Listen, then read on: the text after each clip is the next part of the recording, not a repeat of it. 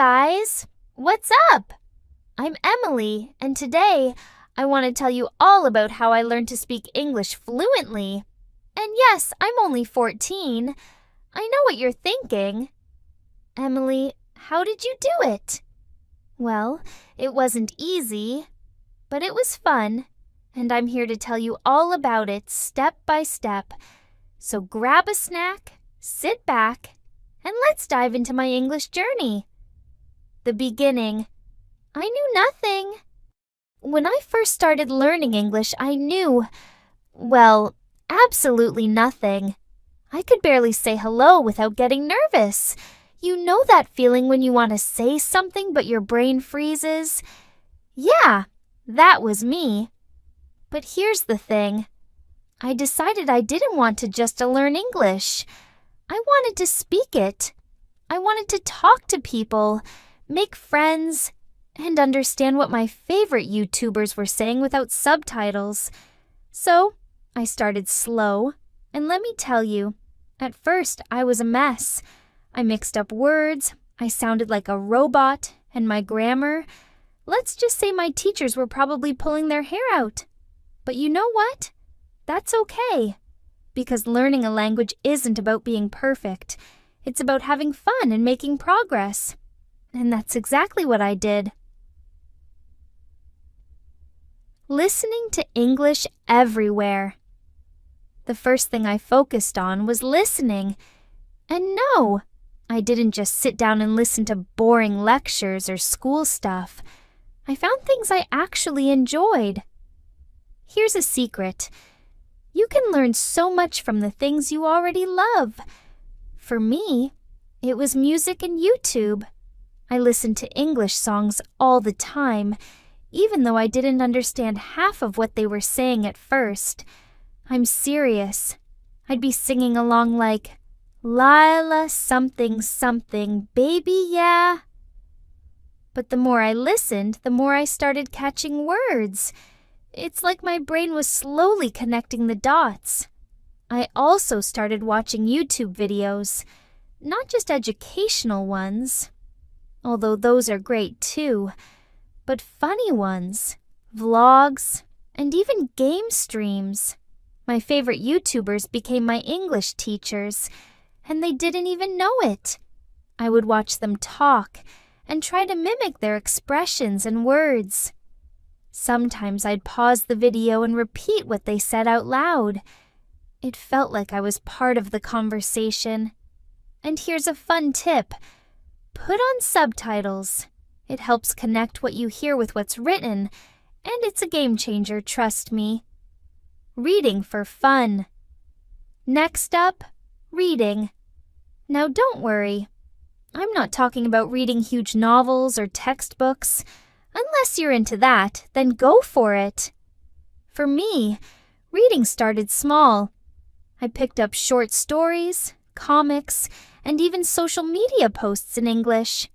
I'd scroll through Instagram or read the captions on funny memes. Little by little, I got used to how sentences are formed and how words fit together. One thing that really helped me was reading out loud. I'd find a story or a cool article and read it like I was performing on stage. It sounds silly, but it helped me get comfortable with pronouncing words and building my confidence. I remember one time I was reading aloud, and my mom walked in. She thought I was talking to myself. It was pretty hilarious. So, if you're nervous about reading, start small. Find things that make you laugh or interest you, and read out loud when you can. It's like training your mouth to get used to English words. Speaking. Yes, talking to myself. Okay, now the big one, speaking. I know this is the part most people get stuck on because, trust me, I was terrified at first. But here's my little trick. I started speaking to myself. Yep, I had full-on conversations with me, myself, and I. And it worked. I'd stand in front of the mirror and pretend I was at a restaurant ordering food or at school talking to friends. I'd talk about my day argue with myself, and sometimes I'd even try to be funny. It was like a one-person comedy show. Sure, it felt weird at first, but slowly, I started getting used to the way English sounded when I spoke it. Then I leveled up. I started talking to my pets. My dog became my audience, and I'd tell him all about my day in English. And you know what? He never corrected my mistakes, so it was perfect practice. The point is, the more I spoke, the less scary it became. But I didn't stop there. Eventually, I started talking to people. First, I practiced with my English teacher at school, then with friends, and finally with people online. And yes, it was nerve-wracking at first, but once you get over that initial fear, it's so freeing. You realize that even if you make mistakes, people are usually kind and just want to understand you. Learning vocabulary and grammar. Now let's talk about the tricky stuff. Vocabulary and grammar. I know. It sounds boring, but here's the thing. You don't need to memorize a million grammar rules to speak English. What really helped me was learning new words in context. For example, I didn't sit down with a dictionary and try to memorize random words. Instead, I learned them by reading and listening. If I heard a cool word in a song or read something I didn't understand, I'd look it up. But here's the key. I wouldn't just learn the word, I'd use it. I'd write it down, make sentences with it, and try to use it in conversations. The more you use a word, the more it sticks in your brain. And grammar? Don't stress too much about it. I mean, yeah, you need to know the basics, but don't let it stop you from speaking. The best way to learn grammar is by actually using the language. You'll start noticing patterns and understanding how sentences work just by speaking and listening. Consistency and having fun. Here's something super important. Be consistent. You don't have to spend hours studying every day, but do something in English every day, even if it's just 10 minutes.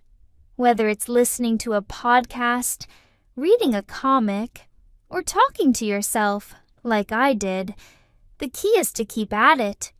And most importantly, have fun with it. Learning a language should be something you enjoy, not a chore.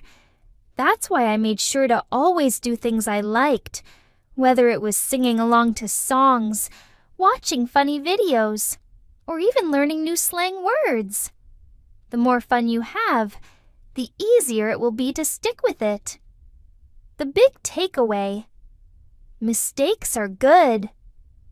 If there's one thing I want you to remember from this whole video, it's this. Mistakes are good. When I first started learning, I made so many mistakes.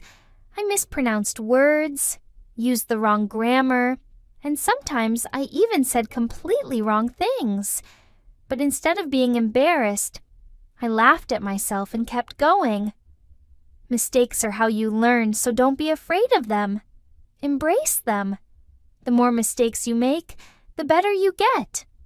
So keep speaking, keep trying, and don't worry about being perfect.